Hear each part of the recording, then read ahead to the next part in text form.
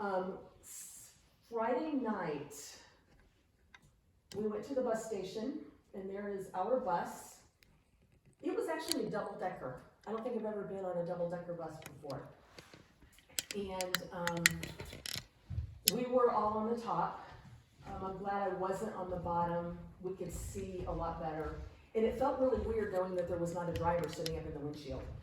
But anyway, that was our bus, us and about 150 of our closest friends. And lots of going back and forth between Poland and Ukraine. We got to the border. The trip from Warsaw to Lviv is about 250 miles. It took us almost 10 hours to do that, partially because of having to stop at both the Polish border, going through the neutral zone, then stopping at the Ukrainian border, and part of it is the roads just are not very good. And so this is at the border. These are technically illegal pictures because they don't want you taking pictures, but some of us did anyway. We left about 9:30, 10 o'clock by the time the bus finally pulled out of the parking lot in Warsaw. And we made it to the first border station about 3. It took about, no, we were there early, but it took about 2.5 to 3 hours to get through both of them, which is the first evidence of your prayer. I know people that it has taken them 20 hours to get through both borders stations. They come in, they take out our passports, they go do their check, they stamp them, they give them back, and we're on our way. Then we stop at the Ukrainian border and they do the same thing.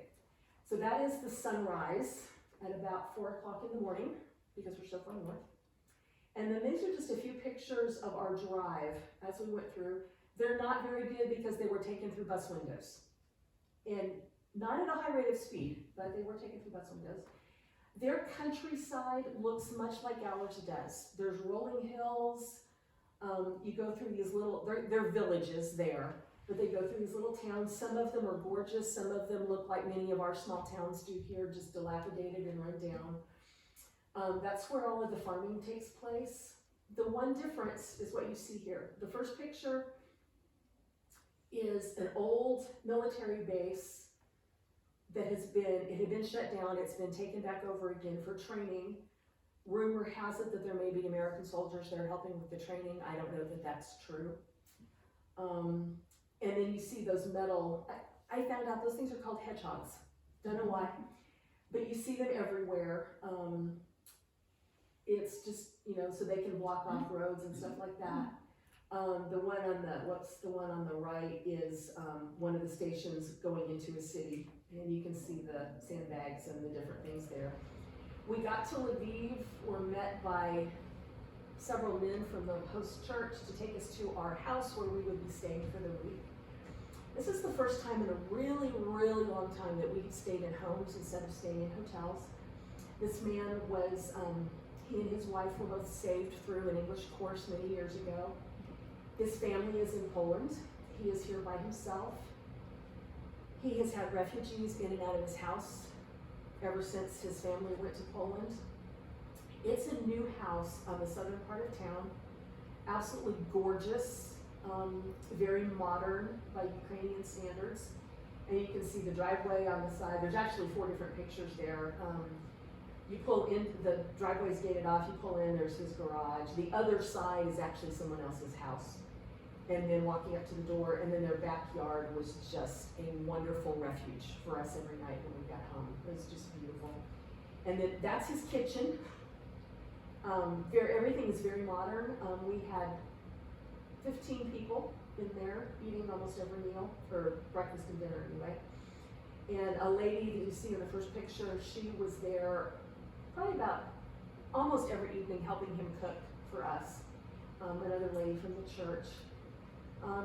Just a few little random pictures around Lviv.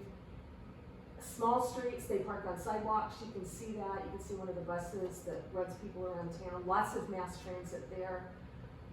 Modern buildings, very old architecture. The one on the right was interesting. We heard several different stories, but the consensus is that it was a bomb shelter left over from World War II. I don't know that it's open now, but anyway, there's that. These posters are all over town. They're all over Facebook and other Instagram and other internet things. This is how we get our students. They go to that website here and register, pre-register to come in for their testing and all that kind of stuff. This is the church. If any of you watched Franklin Graham's Easter message from Lviv, this was where part of it was filmed, out in this courtyard area. Beautiful old church. There's a plaque on there somewhere that says the original church was built in 1579. Parts of it are still there, but it has been built and rebuilt and modernized and expanded. The two buildings on either side are office buildings, and the University of Lviv is across the street. That's also part of their buildings there. These two right here, that closet on the left is maybe the size of our office, much taller, but about the size of our little office room here. They're in there every day, sorting, stacking clothes, separating things out, other materials, and then you can see on the right, you can see the person sticking their head in that closet door, and then all this stuff on the outside, blankets and sheets and other things that have just been there for refugees. The building, it's 4 stories, a Sunday school space. Many of them have been turned into dorm rooms. I did not feel like I had the right to take pictures of that because every time I passed by the one door that I wandered by every day, there were people in there, and I just didn't think that was a good idea. But they have been taking care of refugees since the start of the war.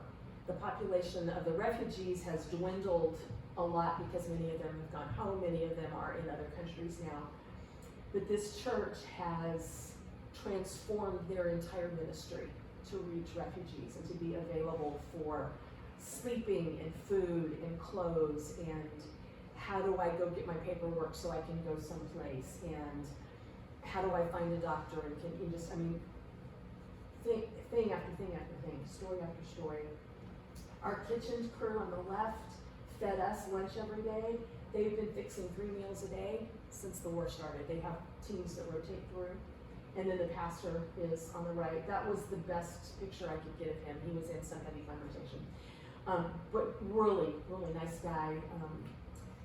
And then there is the main auditorium of the church. That's where we had our large group sessions. You can see the balconies. At times, that entire room has been beds. People sleeping on pews, they've got chairs, they've got air mattresses. But for the week, they made it into a classroom. Michael on the right, Valera on the left is our interpreter. And he has been working with us for a long, long time. This was our music team. We sing, and you're gonna hear some of that in a little bit. This was just a practice session, working on some new songs. The lady on the far left is a longtime friend of ours, Allison Ware. She and her husband were music evangelists for years. The guy next to her is actually from Borger. His name is Bill. Amy is Michael and Jan's daughter. The guy in the middle is from Odessa, and then Jan on the right. I'm hoping you recognize the other head in there. This was during one session where we're singing, and then one of my classes, I had 2 in Lviv. In that particular picture, the kid on the far left, our far left, was helped me just interpret during the week. He and his sister both are very involved in helping the school function. The next couple are married. He is a high finance player. One of their favorite things to say is, I'm a businessman. Most of the time, the levels that I teach, they can't define that in American terms. All sorts of interesting rumors have floated around about what that means over the years. But this guy was very much into high finance, banking, and that kind of thing. Let's see, we've got a seamstress, a doctor, a couple of accountants in that group, and several of those. If you look at the lady on the right, she's one of the refugees. And you can tell the difference on her face and some of the others. Most of them didn't really want to talk too much about it. They tell me where they were from. few of our upper level ones wanted to talk about it a lot. Most of them, they're ready to move on with their lives and figure out where they're going. Or they want to go home, but there's nothing to go home to. This is my other class. The gal on the left is a fabulous musician. She is in the process of moving to London. She's found a sponsor to help her there. The next lady was an opera singer from one of the far eastern areas of the country, and she's relocated. Another doctor, 4 kids, well actually there was the 3 kids in the front were in that class, and then there's some teenagers in the back. The gal standing right next to me on the other side in black is a piano student at the University of Trinity, so we had a really, really good time talking about a lot of that kind of thing. Just singing during large group time. Just a little side note, the lady on the bottom there on the right, they wear, well, in this, it's called, the Ukrainian word is vyshyvanka. It's a type of embroidery that they do. The one on the far right, she made that, and it's all beaded as well as embroidered. It took her a year to make it. Just another side note. These are some of our other classrooms. We taught in the auditorium, taught in the balcony, taught in like a little foyer area. None of those were my classroom, but this is a pastor from an eastern city in Ukraine and his family. They have no home, they have no church left. Everything has been destroyed. And so they're in Lviv right now trying to figure out where to go. He spent a lot of time in America, so his English is wonderful. His wife and daughter are learning, and they're trying to figure out what God's got for them. One of the stained glass windows, there's a bunch of them in the building that are just gorgeous. And then another teaching time in the auditorium right there. And then some pictures of some of my class students. The lady on the bottom left, she's the one that was cooking for us. Her son's name is Oleg. And you can be praying for them very specifically. Her husband is an atheist. She was saved as a result of meeting our host family, who is the man on the right. They're the guy that's way taller than me. And her son is 10, and he came to our class, my class specifically, because he was just assigned to me, but we allowed children to come where we normally don't with the adults because they need to hear. And his mother was desperate for him to hear some input, some positive input about God, because he's not getting it at home. So you can be praying especially for them. And then my piano student and her mom in that middle picture there. On the last day of class, you got that. Every day we come to large group, we sing. We send them to small group. They're divided up by their language skills. I teach a level which is actually a little bit better than where most of my Spanish and Ukrainian is. But they really don't know a lot of English. They know some words, they don't know really how to put it together. We're trying to teach them conversational English. How do you get through asking for your passport? How do you get through working through customs when you go into a new country? What happens when you go to the doctor? How do you communicate with the medical personnel? All of those kinds of things. And then we go back to large group, sing some more, and Michael shares. Normally we do a 2-week course. Here's another difference. These were only a week long. Michael started on the gospel the first day that we were there, which normally doesn't work well because we need to earn their trust.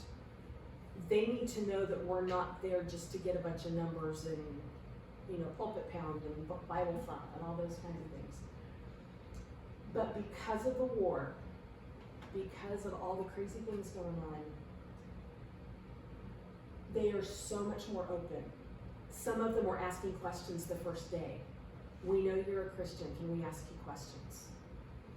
And of course the answer is yes, always yes.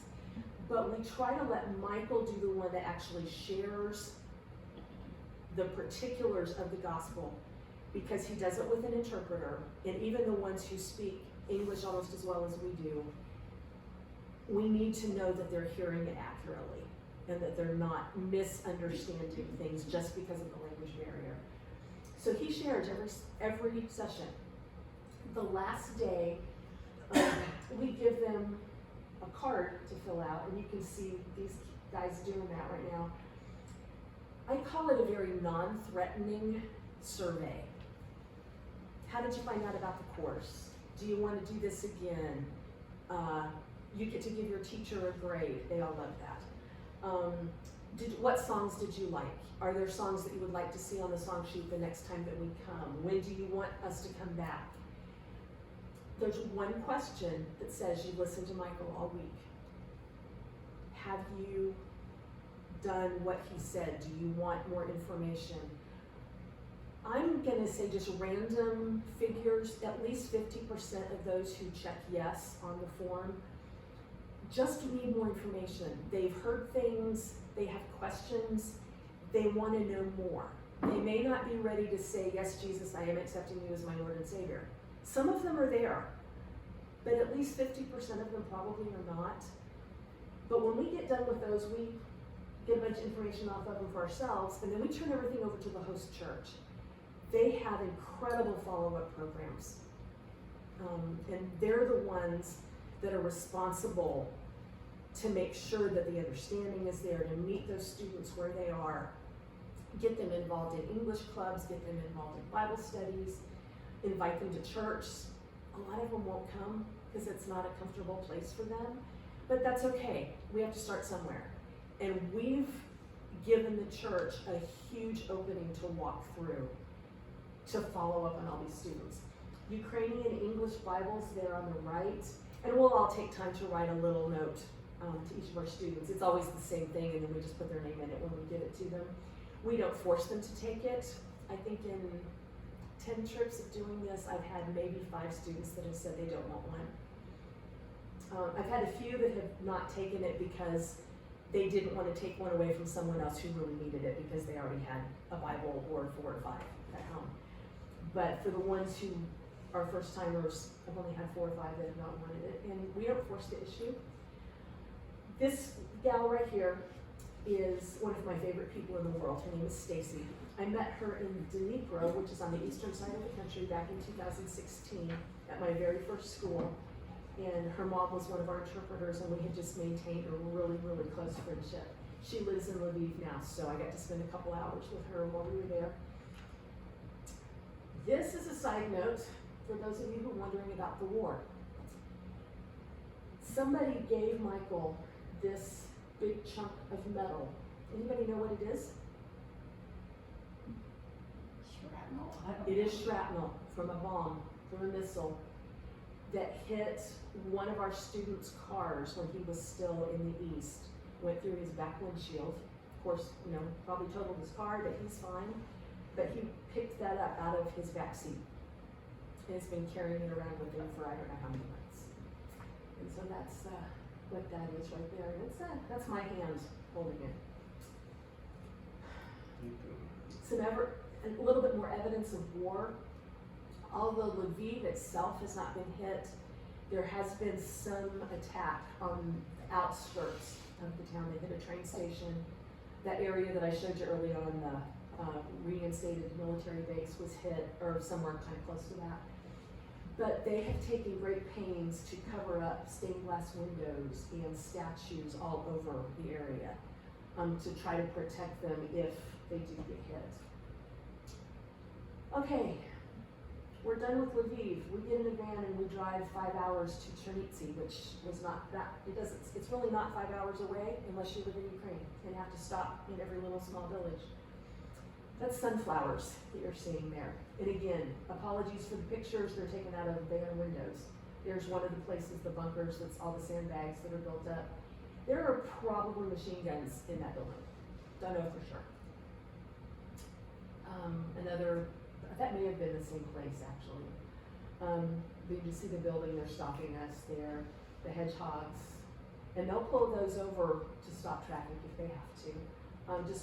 Every village has its church. Some of them are fairly big, some of them are really small, but they all have the beautiful domes and the beautiful architecture. This is the University of Trinity. Part of those buildings were built in the 15 and 1600s. Part of it, I think, was a former castle. And then they have every city has a huge area for remembrance, for memorializing those who have died in military conflicts. You can see a little thing on the right there where people are standing there looking. That's a big wall that has pictures of people from that particular oblast who have been killed in conflict back as far as 2008. So this war thing is not new, it's just worse this time. That's just a view of that from farther back. Chernivtsi and Lviv both are beautiful cities with amazing architecture.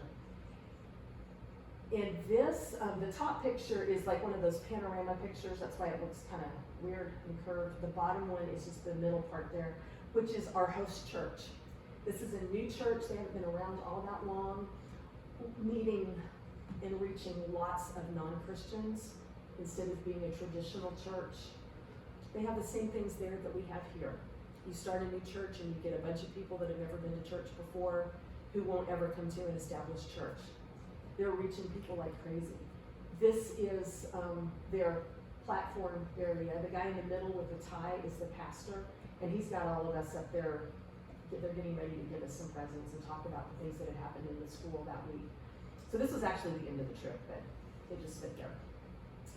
This is the school where we had our school, and it is a public school building. You can see the communist era architecture a little bit. It's actually in pretty good shape, although some of the rooms and some of the floors, there was a little question as to whether they would hold us up, but we didn't have any problems. We've got some of our guys there at the gate greeting people as they come in. And then that's the building that we were actually in. Two of our ladies standing there waiting for the door to be unlocked. And then the driveway. Everywhere you go in Ukraine has gorgeous tile work and mosaic work. And I mean, people drive on that and walk on that, but you know, that's what it's for, but it's gorgeous. It's a whole school campus, and all of their schools go basically kindergarten through high school.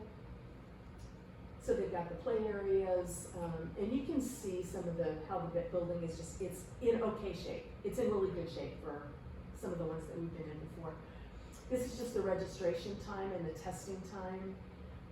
The one on the bottom, it looks empty right now, and it actually looks pretty big there. I think we were able to get about 125 chairs in there, cram-packed. But we're doing testing so that we can put the students in their small groups. Another picture of the outside of the school area. They're always repairing things. And the bottom one is my classroom. The top one on the left is just a hallway in one of the buildings. They love bright colors. And then we all chuckled at the stairs. They want everybody to go down on the right and come up on the other side. And then this here, top left, is the door into that building that I just showed you.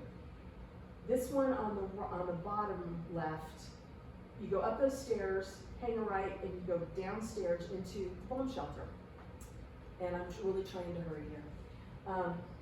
We spent 4 different times in the bomb shelters, a couple of them half an hour, the longest was about 2.5 hours. And we took advantage of it. We kept our classes together and tried to teach. It's a humongous room. It's just like a long basement, basically. No windows. And here we are just hanging out with the students and trying to do stuff. That's the little auditorium where we were. You can see the bottom. The students are all in the room there. There's about 100, I think, in that room, in that picture. One of the things that we do, talking about going to the doctor, is teaching the English words for body parts. So we have to have a body. So I get one of my guys up there and I give everybody pieces of tape and they outline it, and then they have sticky notes to put the body parts on. And it is hilarious when you get to words that they've never seen before, and I make them guess, and then we go through it all. I had one where the wrist ended up here and the chin was down here. And but it's always really fun to do that. Just some areas in town. There was a beautiful walkway. It's about a mile of nothing but shops on both sides, beautiful architecture, different areas. And I had one group of students that really, really wanted to take me there.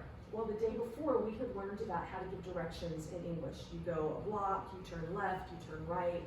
I tried to do north, south, east, and west. That didn't go well. But I said, okay, we'll go. You guys can take me there, but you have to tell me how to get there. I'd already been there. You have to tell me how to get there using those instructions in English. They did a great job. We had a great time. We almost didn't make it back in time for a large group.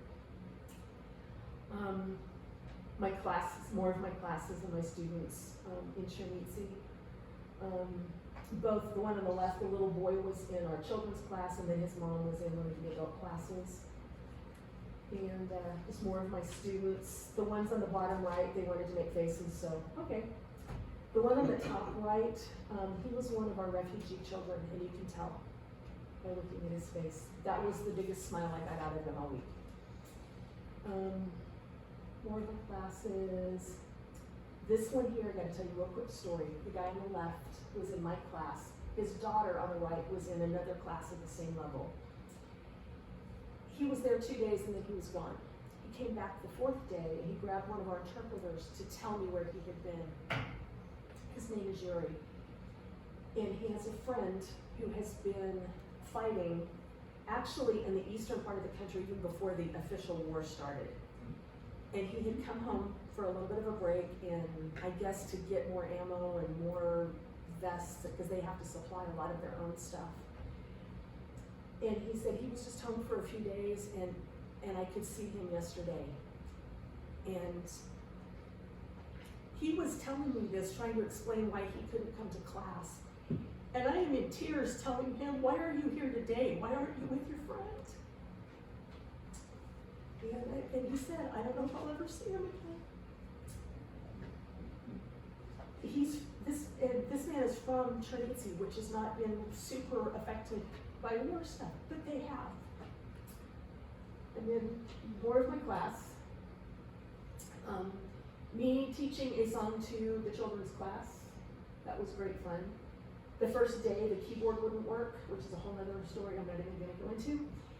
And I'm like, okay, to heck with the keyboard, let's just sing. And so we taught them line by line. They sing like you would not believe. They have an incredible music education. They really admire the arts. They have a beautiful legacy of the arts, and they sing. I'm hoping I can make this work. Let me sing it here just a tad. Yay.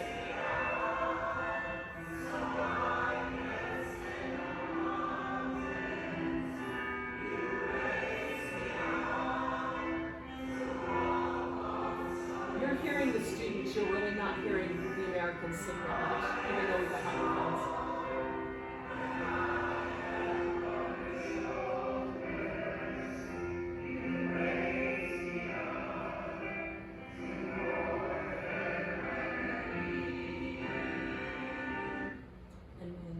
Recording stopped right there.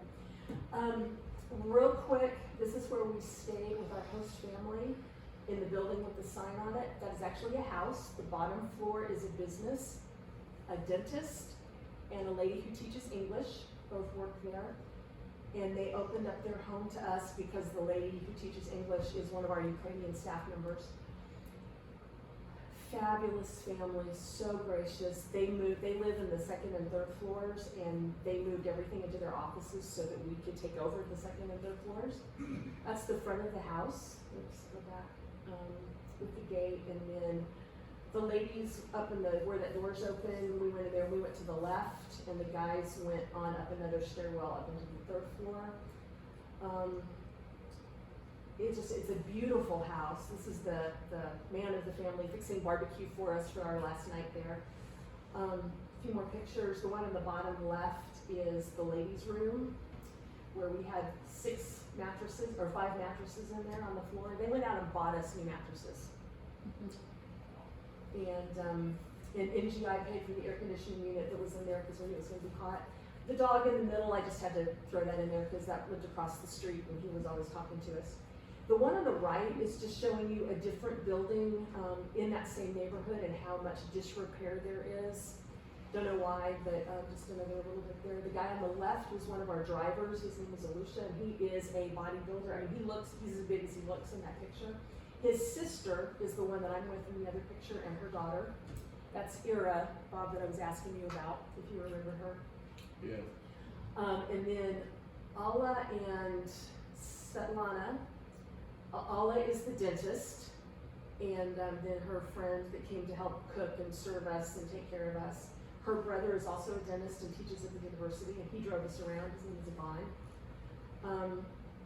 The one on the left, the reason I put that picture there because it's so weird looking, that is Donik. He's 8 years old, and he is in his age category the Ukrainian ballroom dancing champion of the entire country, literally. He will be in Stuttgart, Germany this month for the European Nationals. And unfortunately, that video, I couldn't get it to play, but I've got it on my phone if anybody wants to see it. He's made out of rubber bands. And then the other picture, his older brother is on the right. His name is Vlad, and then dad is Vasil. He is a professional driver. He's been taking refugees from all over the country into Poland and Romania. Where we are there, we were 20 miles from the Romanian border. So they've been doing that. He has been called up to military service about 3 days after we left. I have not heard anything about what's going on with that. Michael wants to hire him to help drive refugees and to take humanitarian aid around the country. Sunflowers, it's the national flower of Ukraine. They're the world's largest provider of sunflower oil. Our hotel in Warsaw, and I'm going to go through these really, really quickly here. That was our hotel. The big round thing was the elevator. It was really cool. This gal in the middle here was one, Judy is on the left. She's one of our teachers. The girl in the middle, we were out walking in Warsaw, and she saw Judy and ran up to her and hugged her. She was one of her students from Ukraine 3 years ago, I think. So it's just life right now. This building here is one of the few that survived World War II after Hitler dropped all of the bombs to get rid of them. There's very few of those. There's a few chunks here and there. They have incorporated the pieces that were salvageable into buildings. That's just a little plaque that tells you what it is. And then that's another building that survived. Let me go back. If you look closely, you can still see bullet holes in those walls. And some of the bullets are even still there. This is First Baptist Church of Warsaw, and it is the first place that Billy Graham preached behind the Iron Curtain back in 1950, whatever that was. And it's still there, very active. They've got 2 Ukrainian services going every week, plus the 1 Polish service. Some of you heard this story last week, some of you didn't. Sitting in the Amsterdam airport. Let me stop for a second. Let me go back before I do that. We had about 500 adults and 125 children between the 2 sessions. 370 of those checked yes on that card that I showed you. That is 60+%. It doesn't happen here. That's why we went. That's why we went to do that. Now let me tell you this story real quickly. I'm not so sure that this isn't the other reason that I was on this trip.